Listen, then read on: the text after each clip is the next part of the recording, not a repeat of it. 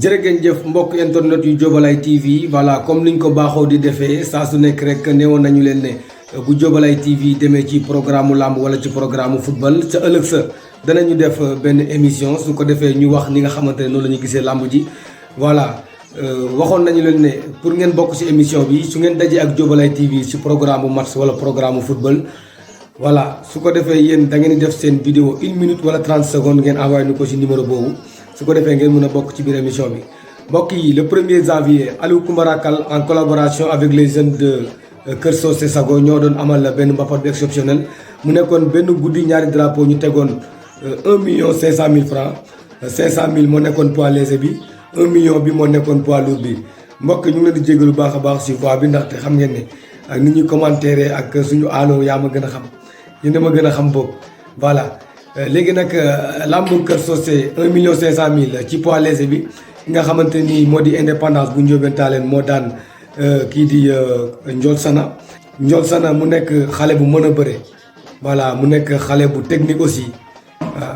maa ngi ko doon tooñ ci biir commentaire yi sax ma naan kii duma ko wooyee Ndiol Sana Ndaama Sana laa koy wooyee ndaxte dafa gàtt waa ci poids lourd yi 1 million de francs CFA la woon kii di 12 ans moo daan Buuju Ndaayaan voilà mu nekkoon combat bu neex tamit waaye ñenn amateurs yi aussi dañoo jàpp ne dañoo combine ndaxte dese naa saf daal dañuy jàll ci daj dëpp gi mu nekkoon le 2 janvier 2024 foofee ca Sambandé voilà ñu tegoon fa 500 000 francs foofu nag comme lamb ji mujjul am voilà jafe-jafe yi ko wund nag bokk na ci arbitre yi ak ñi nga xamante ni ñoom ñooy organisateurs yi voilà ñoom dañoo wax ne 500 000 yi dañ ciy teg 50 000 francs pour arbitre yi léegi ñi nga xamante ni ñoo di waa Sambandé ñu tëgg làmb ji ñoom nee nañu du ñu teg 50 000 francs ci 500 000 francs yi voilà loolu mooy indi woon coow li boo jafe-jafe yu bëri am ci biir voilà dem nañ sax boo gars yi proposé ne arbitre yi nañ jël 50 000 francs ci 500 000 yi ñu teg 450 000 yi mais arbitre yi dañoo bañ voilà looloo tax làmb ji mujjul am yaakaar naa amoon nañ fa 11 xaw ma 12 mbër voilà fils de Badli mu ngi fa woon indépendance bu Ndiobène Tallene mu ngi fa woon Buuju Ndaayaan mu ngi fa woon nu mu tuddati Ndiol Sana mu ngi fa woon Modou Lo bu Mbitiyeen Daaru mu ngi fa woon ak yeneen i mbër voilà yaakaar naa daal jafe-jafe bi ci diggante organisateurs yi la ak commission arbitrage bi voilà 50 000 yi waroon tege ñu gis na nag bu njëkk mise bi buñ ko tegaan dañ naan commission arbitre bi dagg nañ ci temps lii la ñu teg su fekkee règlement bi dafa changé aussi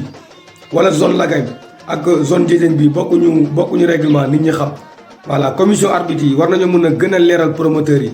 voilà lan moo war a tege ci 50 000 yi comme ndàmpaayu arbitre yi voilà loolu dafa war a leer. am na beneen cas aussi bu may ñaawlu ci côté amateur yi. voilà dem ci programme mu làmb ji amul nit ñi paas ba pare wala mbër yi gembu sotteeku ndox. TV yi jënd seen connexion dem luy seen moto dem te lamb ji amul dafay métti ci côté ñëpp mais nañu comprendre ante voilà mais di yàq ay fil di yóbbu ay baaful voilà di yóbbu ay sièges loolu yaakaar naa ne rafetul ci amateur yi ay 1500 la paas nañ ma delloo sama paas wala ma yóbbu matériel loolu nañ di ci bàyyi xel siège fu mu la fekk foofu la lay bàyyi vraiment man ànduma ci ñuy jël ay sièges jàmbur di ko yóbbu voilà. lamb ji yàqu na nañ ànd ak gëm yàlla 1500 fi mu la fekk foofu la lay bàyyi voilà yàgg ngaa yàqule lu ëpp 1500 nañu bàyyi bu lamb amee jafe-jafe yu mel nii ñu yóbbu matériel yi organisation bi loolu nañ ko bàyyi dëkk bu nekk booy organiser ëllëg mun na laa dal doo bëgg loolu jot la voilà te aussi am na ñeneen ñu doon aussi buñ fippoo ñi nga xam ne ñoo doon jël siège yi di yóbbu ak matériel yi xeex bu métti mun na fa am gaañante mun na fa am voilà loolu nañ koy bàyyi xel ñun ñoo bokk waaw lu ñu sore ñëpp ay mbokk lañ voilà nañ di si bàyyi xel waaye aussi tëgg programme nit ñi ñëw wuyu si la aussi te amul coono bi ci nit ñi daj yëpp aussi métti na en tout cas nañu xoolaat mbir mi xoolaat doxalin yi waaye tamit nañu gën a xoolaat comportement yi voilà waruñu fajal suñu bopp loolu nekk na loo xamante ne nii loolu moo taxoon làmbu Sambandé amul mbokk yi commission arbitrage yi nañu gën a xamal promoteurs yi lan mooy règle